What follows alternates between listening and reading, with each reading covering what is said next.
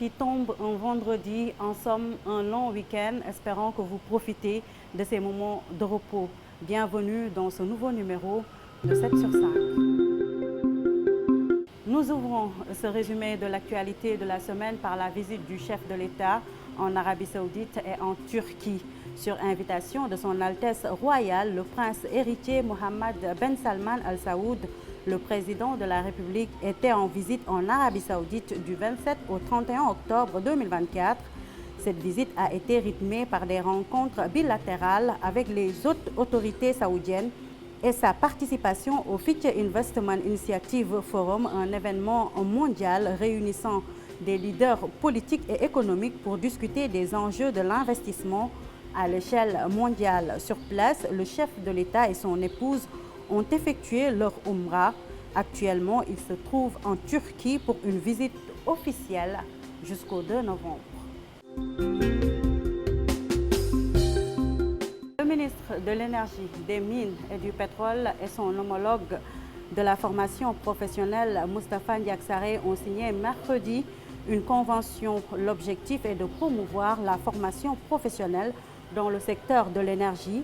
Cette activité entre dans le cadre de la mise en œuvre du programme de formation École-entreprise qui promeut une adéquation systémique entre l'offre de formation et les besoins du marché. Nous restons avec le ministre de l'Énergie, Birame Souleye Diop, qui a présidé lundi la cérémonie de lancement officiel de la campagne de communication sur l'économie d'énergie. Cette campagne, initiée par l'Agence pour l'économie et la maîtrise de l'énergie AME, a pour but de créer une nouvelle dynamique au niveau des populations et des administrations pour un engagement réel et durable dans l'économie d'énergie.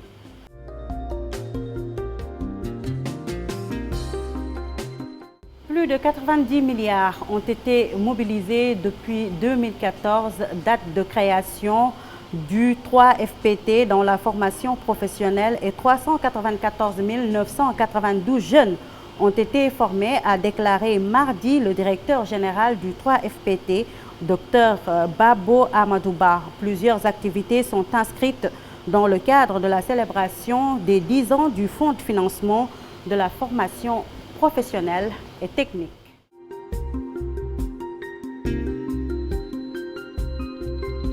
En conférence de presse mercredi, le directeur général de la SNHLM, Bassirou Kébé, a annoncé que la société est endettée à hauteur de 12 milliards de francs CFA.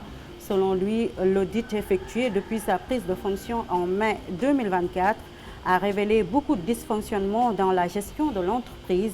Par ailleurs, il a aussi été signalé un détournement de 700 millions issus des coopératives d'habitat.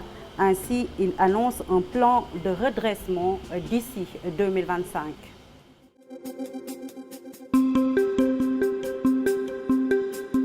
La campagne pour les législatives du 17 novembre bat son plein depuis dimanche. Partout, les caravanes des différents candidats à la députation sillonnent les coins et recoins du pays. Toutefois, des violences ont été notées.